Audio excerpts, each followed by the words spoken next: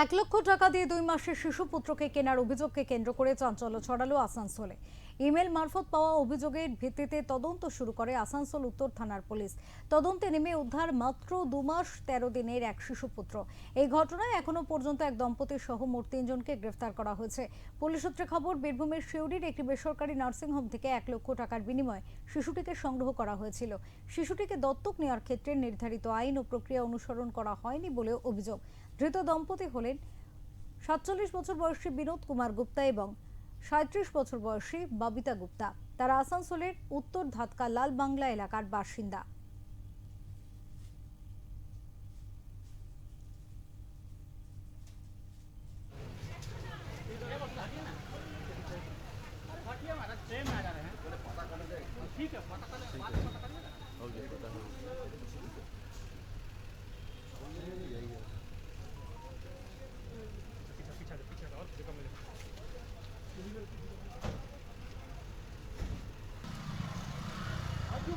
काम कर रहे हैं बोलो आगे जियो को जाने बोले तो फोन नंबर बाबू को फोन करो, बाबू को फोन नहीं भाई काम कर रहा है, फोन कर समझ में नहीं आ रहा। अनुराग जब पूछता तो उन्होंने बोल नहीं रही कि क्या काम आता हम लोग को समझ आई ले।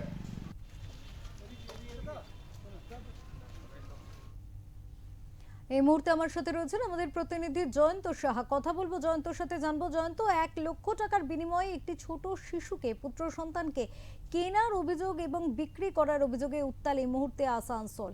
কি বিষয় বিস্তারিত জানবো তোমার কাছ থেকে। দেখো, যে খবরটা আমাদের কাছে উঠে আসছে পুলিশি সূত্রে খবর, সিউড়িতে ঘটনাটা ঘটেছে। সিউড়ি নার্সিংহোম থেকে একটা 2 মাসের 13 দিনের ছেলে শিশুকে ওখান থেকে বিক্রি করা হয়েছে। সেই অভিযোগটা কিন্তু অনলাইনের মাধ্যমে, মানে মেলের মাধ্যমে এসেছিল পুলিশের কাছে। তখন তদন্ত নেমে যখন পুলিশ নামে তখন কিন্তু আসানসোলের ঠিক উত্তর থানার অন্তর্গত 2 ব্যক্তি এবং তার স্ত্রী, দুজনকে গ্রেপ্তার করে। তিনি বিনোদ কুমার গুপ্তা এবং তার স্ত্রী হচ্ছে ববিতা গুপ্তা। এই দুজনকে যখন জিজ্ঞাসাবাদ করতে করতে তদন্ত মাধ্যমে যে খুঁজে বেড়ায়, এরা সিউড়ির থেকে বাচ্চাটাকে এরা কিনতে চেয়েছিল, কিন্তু কোনো সঠিক নথি, যে বাচ্চা মানে অ্যাডপ্ট করার যে নথিপত্র আছে সঠিক কোনো দেখাতে পারেনি বা প্রতিবেদন বলতে পারেনি। তার জন্য তাদেরকে অ্যারেস্ট করা হয়েছে।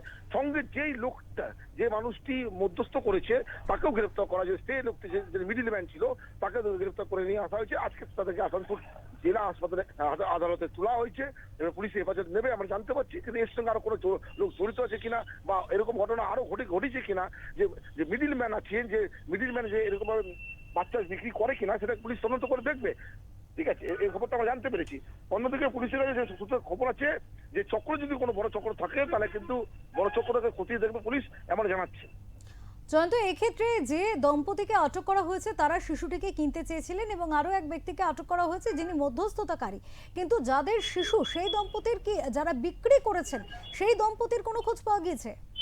দেখো, সেভাবে কোনো খোঁজ পাওয়া যায়নি, কিন্তু যেটা খবরটা আমরা জানতে পারি, সিউড়ি নার্সিংহোম একটা বেসরকারি হাসপাতাল আছে, সেখান থেকে হয়েছিল। সেখানে নিশ্চয়ই তাদের কোনো শিশুকে ওখান থেকে বিক্রি করা হয়েছে। কার বা তাদের শিশু সেটা কিন্তু সঠিকভাবে জানতে পারা যায়নি। কিন্তু ওখান থেকে শিশু তার মানে পাচার হয়, তার মানে অবৈধভাবে কোনো শিশু বাচ্চা ওখানে ডেলিভারি হয়েছিল, তারপরে ওখান থেকে সে বাচ্চাকে রেখে দিয়ে ওখান থেকে বিক্রি করা হয়েছিল। বা কোনো রাস্তাঘাটে কোনো বাচ্চা শিশু পাওয়া গেছে, সেটাকে নার্সিংহোম নিয়ে গেছিল বা সেখান থেকে বিক্রি করা হয়েছে, সেটা হতে পারে। কিন্তু কার শিশু বা কিভাবে শিশুটা এলো সেটা কিন্তু সঠিকভাবে জানতে পারেনি। কিন্তু পুলিশ তদন্ত নেমেছে, খতিয়ে দেখবে এর অন্য কোনো রহস্য আছে কিনা বা নার্সিংহোম এরকম কোনো বিজনেস করে কিনা, সেটা কিন্তু পুলিশ তদন্তে খতিয়ে দেখছে। এ বিষয়ে নার্সিংহোম কর্তৃপক্ষের কোনো বক্তব্য পেয়েছো জয়ন্ত? সঠিকভাবে আসলে কোনো কর্তৃপক্ষ আমরা পাইনি, যেহেতু আমরা আসানসোল থেকে খবরটাকে ধরা হয়েছে। অন্যদিকে সিউড়ির থেকে খবরটা হয়েছে, সিউড়ি নার্সিংহোম থেকে আমরা এবং খবর পাইনি। কিন্তু পুলিশ যেটা আমরা জানিয়েছেন, তারা কিন্তু অথবা যে পুলিশের টিম আছে তারা কিন্তু সিউড়িতে পৌঁছে গেছিলেন। সেখানে কিন্তু নার্সিংহোমের কর্তৃপক্ষের সঙ্গে নানা রকম এই আলোচনা তদন্ত করছে যে কিভাবে এই ঘটনাটা ঘটলো, কি বা কারা এর সঙ্গে যুক্ত আছে, এটা খতিয়ে দেখতে বলা হয়েছে। বর্তমানে শিশুটি কোথায় আছে জয়ন্ত?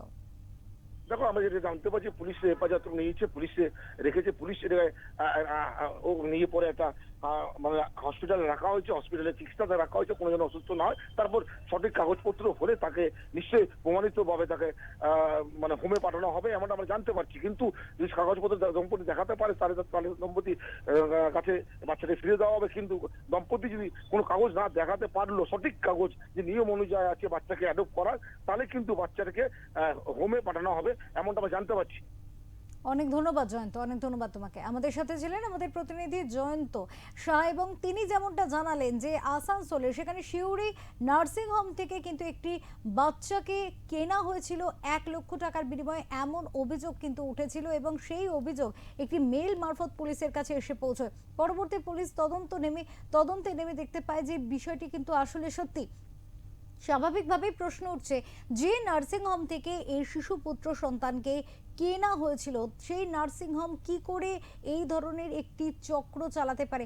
আদৌ কি নার্সিং হোম কর্তৃপক্ষ সেখানে এই বিষয়ে কিছুই জানেন না, এরকম হতে পারে? নাকি মধ্যস্থতাকারী ব্যক্তি একেবারে কারচুপি করে এই ধরনের একটি ঘটনা ঘটাচ্ছিল?